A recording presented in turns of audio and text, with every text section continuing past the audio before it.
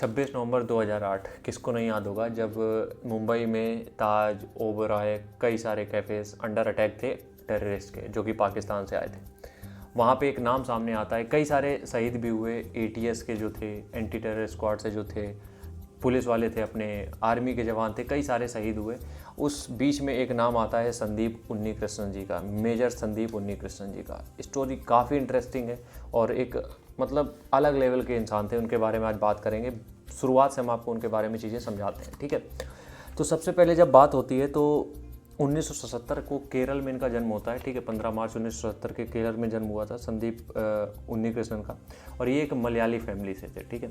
इनके पिताजी जो थे वो इसरो में थे और जो चाइल्डहुड से अक्सर तुम देखोगे जितने भी आर्मी पर्सनल होते हैं या फिर जितने भी डिफेंस सेक्टर में जाते हैं, उनका बचपन से ही होता है आर्मी में जाने का, क्योंकि एज ही 17 के बाद शुरू हो जाती है आर्मी में जाने की, ठीक है। तो इन्होंने एनडीए पास आउट किया 1995 में, और एनडीए पास आउट करने के बाद ये ऑस्कर स्क्वाड्रन में शामिल हुए एनडीए के, ठीक है। उसके बाद इनको जो ये इनका बिहेवियर था वो एकदम शांत, सेल्फलेस, मतलब अपने आप से कोई उतना ज़्यादा वो नहीं था, बस एकदम काम रहते थे, दूसरों के लिए रेडी वाला, ठीक है।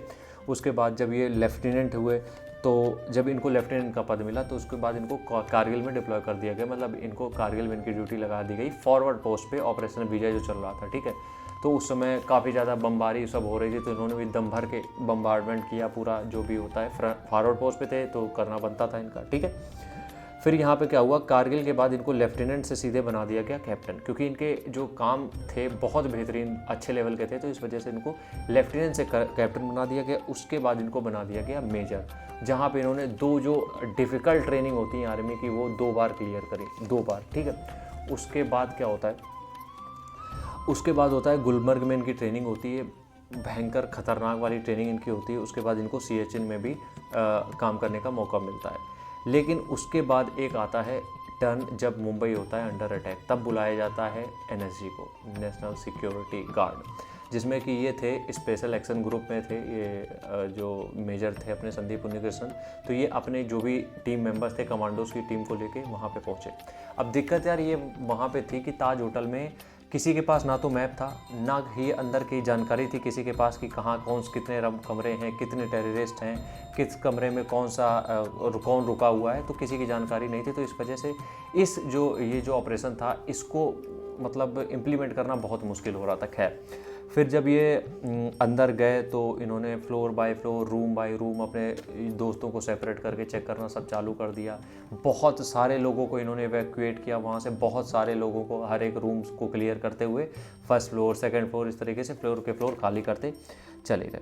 रात के 1 बज रहे थे, तब इनके साथ थे सुनील जोधा, मनोज कुमार, बाबूलाल और किशोर कुमार, ठीक है। और इनको पता चला कि 3 टेररिस्ट अभी भी होटल में छुपे हुए हैं। तो उसके बाद क्या हुआ, अपनी टीम को गाइड करते हुए मेजर एक रूम से दूसरे रूम से, दूसरे रूम से तीसरे रूम, और एक फ्लोर पे जाके पहुंच गए। अब वहाँ पे होता क्या है, जब वो फ्लोर पे पहुंच जाते हैं तो उसके बाद जब मतलब ऊपर फ्लोर पे पहुंच गए, तीसरे चौथे फ्लोर पे पहुंच गए, तो उसके बाद वहाँ पे क्या हुआ, जब चेक कर रहे थे तो एक कमांडो जो थे उनके, ठीक है, इनके जो कमांडो थे सुनील यादव, उनको लग गई गोली, ठीक है, क्योंकि गोलियाँ चारों तरफ से चल रही थी, तो उनको लग गई गोली। अब उनको कवर देते हुए ताकि वो इवैक्यूएट कर लिए जाएँ, क्योंकि घायल थे तो उनका इलाज हो सकता था, उनको इवैक्यूएट करने के लिए इन्होंने फ्रंट से लीड करना चालू कर दिया, कवर इनको देना चालू कर दिया। कवर करते हुए ये चलते गए, बाकी सारे साथियों को निकाल दिया वहाँ से, क्योंकि वो इवैक्यूएट कर रहे थे। अब ये बच्चे अकेले, तो इनको पीछे से किसी ने गोली मार दी। एक टेररिस्ट था, उसने पीछे से गोली मार दी, क्योंकि ये एक टेररिस्ट के पीछे पीछे भागे थे ऊपर तक, ठीक है। तो उन्होंने क्या किया, उस टेररिस्ट को पीछे पीछे जब भागे तो पीछे से उनको किसी ने गोली मार दी। और ये किसी को नहीं पता था, क्योंकि बाकी सब दूसरे फ्लोर में थे, कि अब संदीप उन्नीकृष्णन नहीं रहे, शहीद हो चुके हैं, किसी को नहीं पता था। लेकिन जब लास्ट वायरलेस पे जो बातचीत हो रही थी उसमें बस यही था, तुम लोग मत आना, हम अकेले संभाल लेंगे, ये उनकी आखिरी लाइन थी।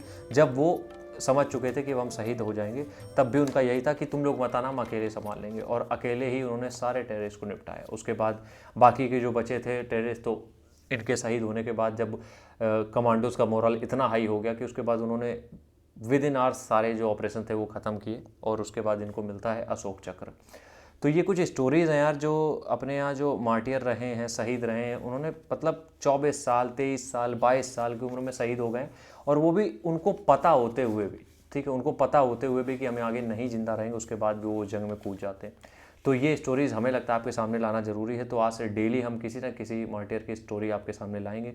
अच्छे लगे तो लाइक करना मत करना कोई दिक्कत नहीं, बस सुनना ज़रूर, क्योंकि उनके बारे में जानना ज़रूरी है। राम राम, जय हिंद।